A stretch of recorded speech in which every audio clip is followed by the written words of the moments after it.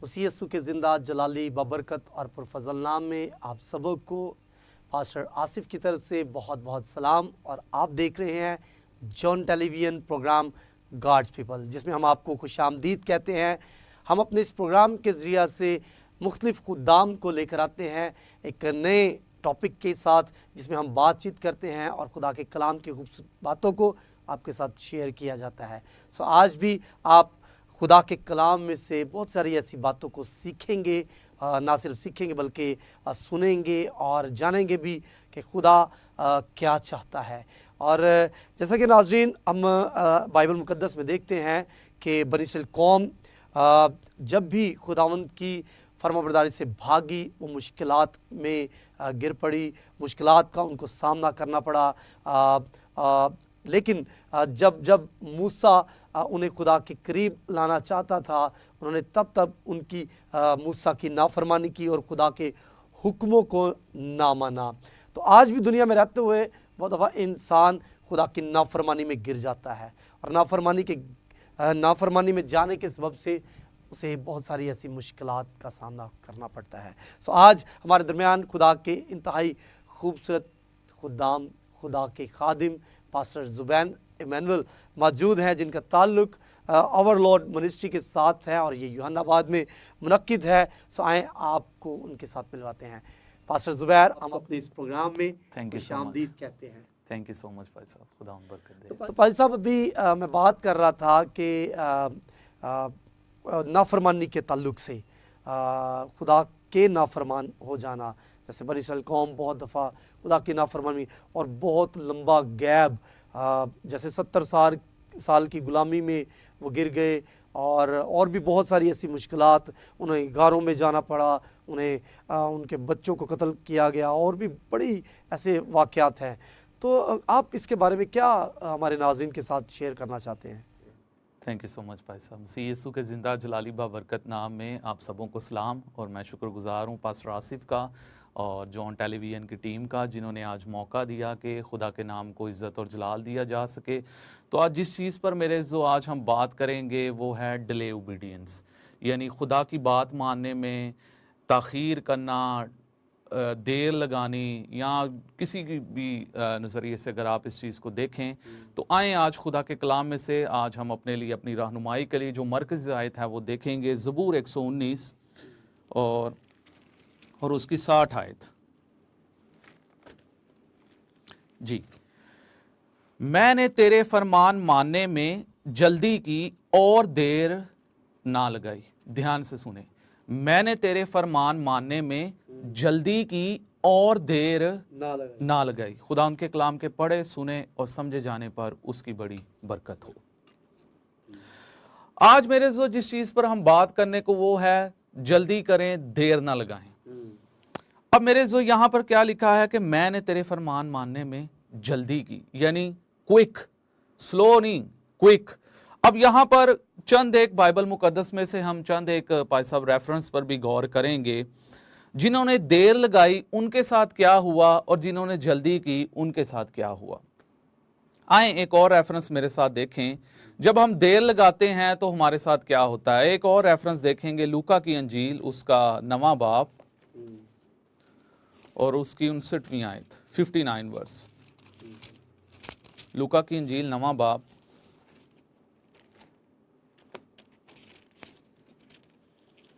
जी। फिर उसने दूसरे से कहा, मेरे पीछे चल।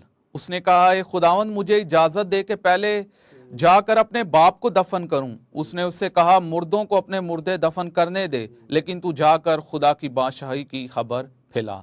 एक और ने भी कहा, ए खुदावंद, मैं तेरे पीछे चलूंगा, लेकिन पहले मुझे इजाजत दे कि अपने घर के लोगों से रुखसत हो आऊं। यीशु ने उससे कहा, जो कोई अपना हाथ हाल पर रख कर पीछे देखता है वो खुदा की बादशाही के लायक नहीं। अब यहां पर भाई साहब अगर आप देखें तो आज भी बहुत सारे ईमानदार, बहुत सारे लोग खुदा की खिदमत करना चाहते हैं, लेकिन एक चीज जो हमेशा आपको और मुझे सुनने को या कलीसिया को सुनने को मिलेगी, जी टाइम नहीं है। अगर आज आप देखें तो सर्विस में अगर 5-10 मिनट का कलाम लंबा हो गया, लोग जो हैं वो खादमीन को या खादम को कह रहे थे पास्टर जी आज चर्च बड़ा लंबा हो गया है। यानी उनको हर चीज़ जो है वो बड़ी क्विक चाहिए, वो चाहते हैं। और कई दफ़ा हमारे पास ऐसे बहाने मौजूद होते हैं, जिस तरह अगर यहाँ पर आपने देखा है तो वो कहता है खुदाउन पहले मुझे इजाज़त दे कि मैं अपना काम कर लूँ, तेरी खुशखबरी की जो बात है, तेरी अंजील की जो मुनादी है वो बाद में देखी जाएगी। और आज ईमानदारों का भी यही हाल है। बहुत सारे लोग चाहते हैं, मैं एक छोटा सा वाक़या आपके साथ शेयर करना चाहता हूँ।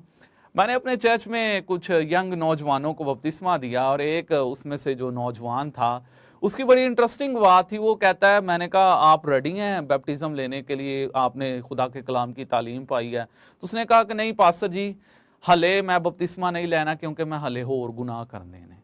यानी वो ही वॉज नॉट रेडी। उसके दिल में अभी था कि यार इतनी देर से अगर मैं गुनाह आलूदा जिंदगी बसर कर रहा हूं तो आगे भी मुझे कुछ भी नहीं होना, अभी बड़ा टाइम पड़ा हुआ। कहता पास्टर जी अभी बड़ा टाइम पड़ा हुआ है, अभी जब मैं देखूंगा सोचूंगा फिर मैं बपतिस्मा लूंगा, क्योंकि अभी बहुत टाइम पड़ा हुआ है। वो देर लगा रहा है। अब यहां पर भी ईमानदार बहुत सारे खिदमत करना चाहते, बहुत सारे लोग आपको कहेंगे जी हमें पढ़ना नहीं आता, मुझे इंग्लिश नहीं आती, मुझे बाइबल पढ़ना नहीं आती, मैं तो अपने कॉम्प्लेक्शन से बड़ा परेशान हूं, या तरह तरह के जो है वो बहाने आपके पास लगाएंगे। और सबसे बड़ा बहाना लोगों के पास जो है वो है टाइम नहीं है। अब ज़बूर नवीस क्या कह रहे हैं, खुदावन मैंने तेरी बात मानने में, तेरे फरमान मानने में क्या किया है, जल्दी की है, देर नहीं लगाई।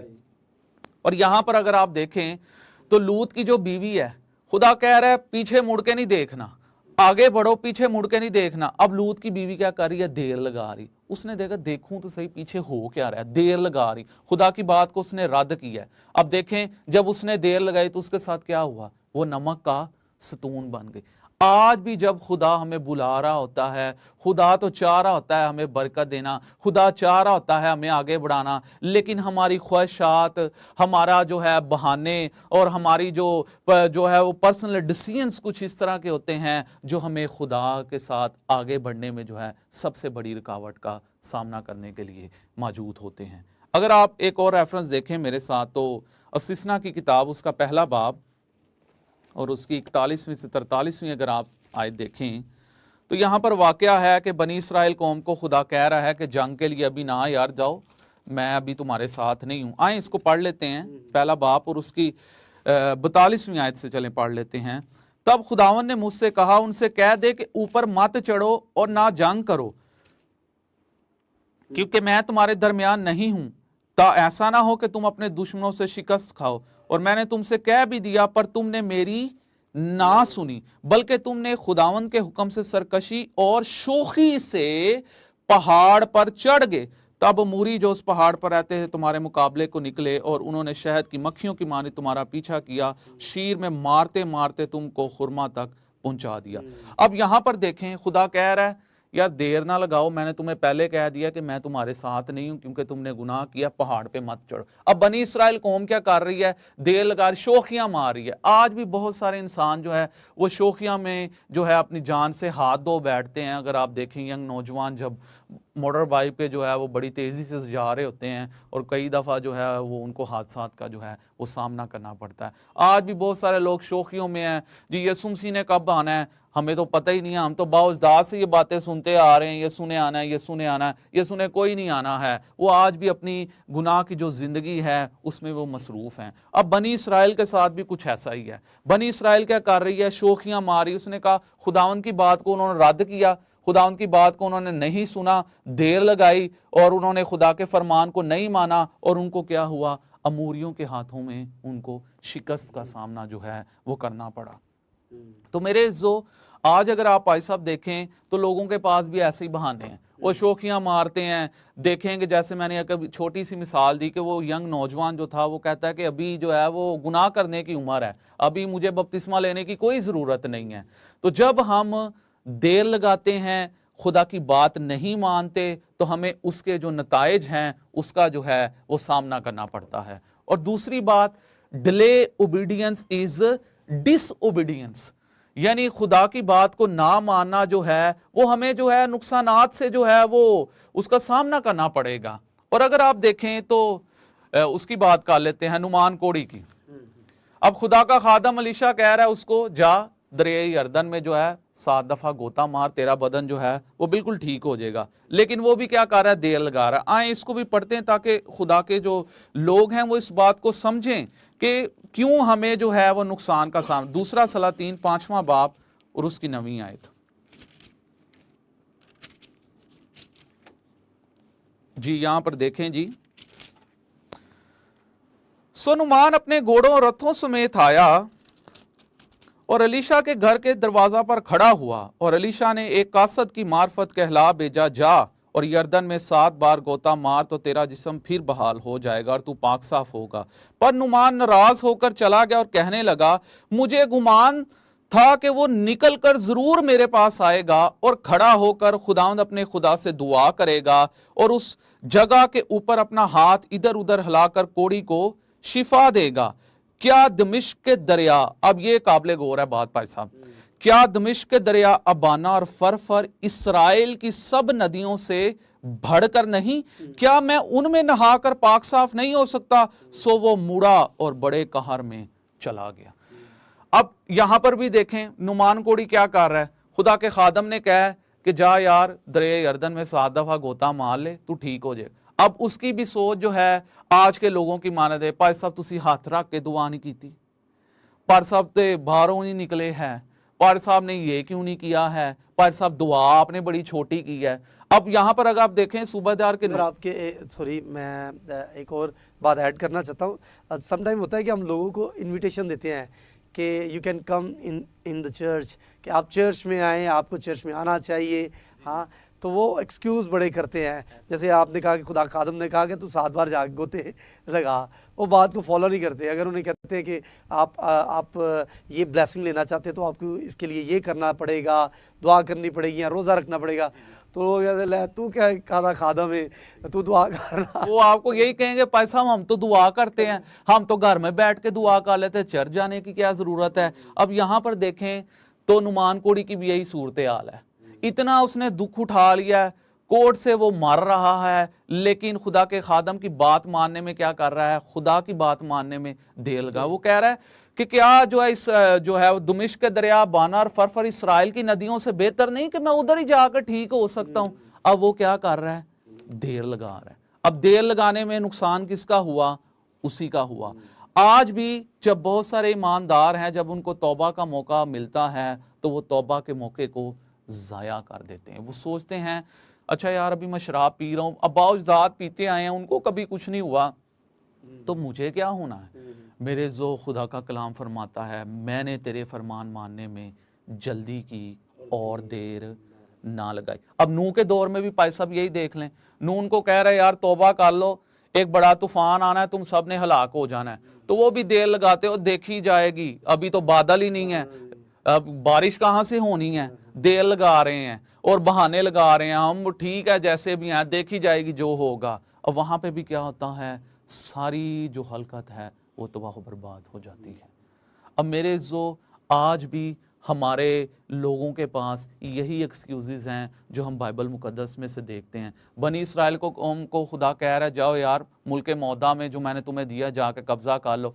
अब बनी इसराइल क्या कर रही है, देर लगा रही है। वो अभी भी रो रहे हैं, हाय हमें वो खरबूजे, खीरे, अदरक, लहसुन की हांडियां, मछली खाने को मिल रही थी, मूसा तू तो हमें यहाँ पर मारने के लिए ले आया। वो देर लगा रहे हैं। तो मेरे जो जब हम देर लगाते हैं तो हम नुकसान उठाते हैं। आज भी चर्च में अगर चर्च का टाइम जो भी है 9 बजे का है तो हम ये सोचते हैं कि यार जब 10-11 बजेंगे ना तब हम चर्च में जाएंगे, कुछ लोग तो बैठे हों, तो हम देर लगाते हैं। हम ये समझते हैं कि यार कुछ भी नहीं होता, हम बादशाहों के बादशाह के हुजूर में जा रहे हैं, तो क्या ये रवैया मुनासिब है? तो भाई साहब इसके मुतल्लिक आज फिर हमें क्या करने की ज़रूरत है कि हम क्या करें कि खुदा के हम ताबिया हो जाए, फरमाबरदारी में आ जाए, हमें क्या ऐसा करना पड़ेगा? भाई साहब इसका जो है ना बड़ा सादा सा जवाब है, शरीयत की ये किताब तेरे मुंह से ना हटे। यशवा की किताब पहला बाब और उसकी 8वीं है, तभी तुझे इकबालमंदी की राह नसीब होगी और तू खूब कामयाब होगा। खुदा उनके हाथ के नीचे फरोतनी से रहो, वो तुम्हें वक्त पर सर बुलंद करेगा। जब हम देर लगाते हैं तब हम नुकसान उठाते हैं। अब यहाँ पर देखें मुख्तलिफ हमने हवाला जहां जैसे बनी इसराइल कौम 70 साल की गुलामी में चली गई, उसने देर लगाई, उन्होंने देर लगाई, उन्होंने खुदा की बात को नहीं माना, उन्होंने कहा देखी जाएगी, अभी हम खुश हैं, हम अपनी कई दफ़ा हम अपनी जो गुनाह है उससे हमें लज्जत मिलती है, हम उसको छोड़ने के लिए तैयार नहीं होते। हम कहते हैं ठीक है अभी कोई बात नहीं, देखी जाएगी। अगर आप मेडिकली भी देखें तो भाई साहब जब एक डिजीज स्टार्ट होती है तो उसके जो साइंस एंड सिम्टम्स हैं पहले ज़रा थोड़े हल्के होते हैं, देखते हैं वो कहते हैं कोई बात नहीं, हल्की सी दर्द है खुद ब खुद ठीक हो जाएगी, और वो आहिस्ता आहिस्ता आहिस्ता आहिस्ता क्रॉनिक डिजीज़ जो है वो बन जाती है।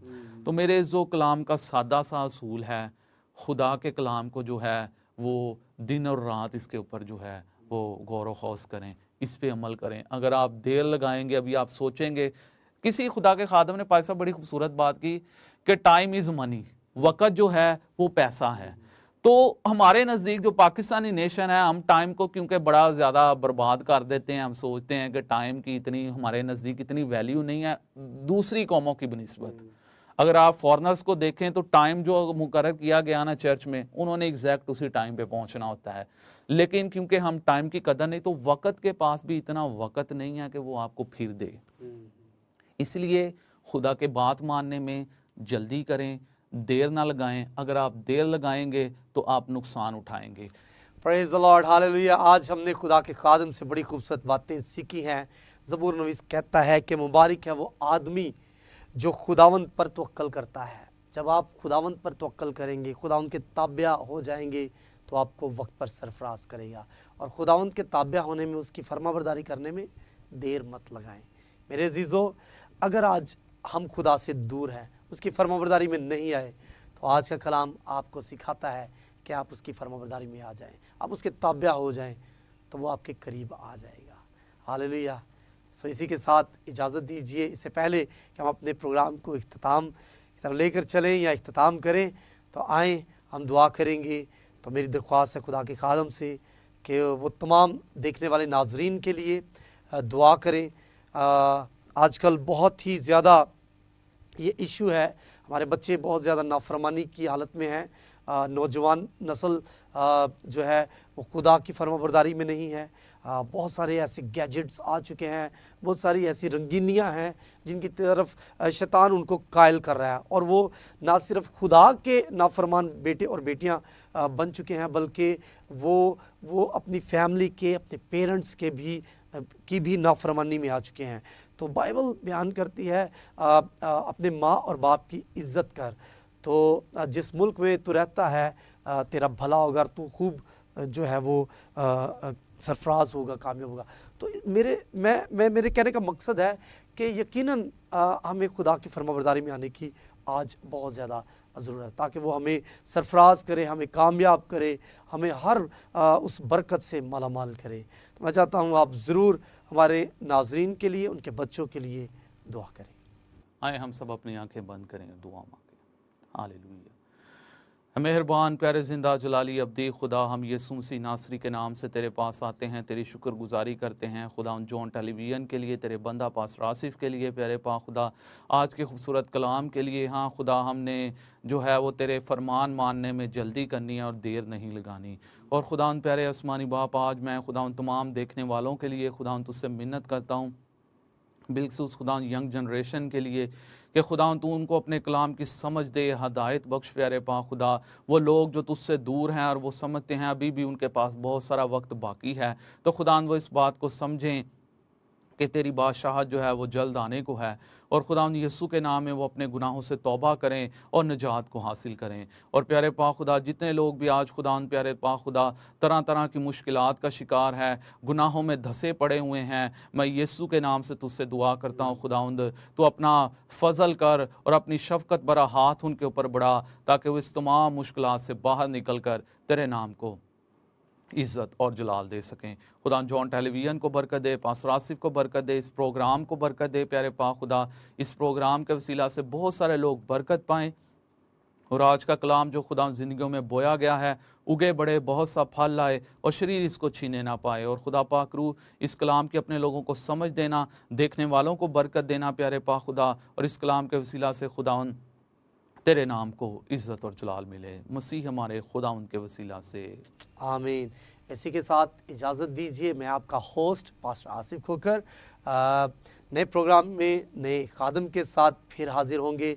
देखते रहिए जॉन टेलीविजन।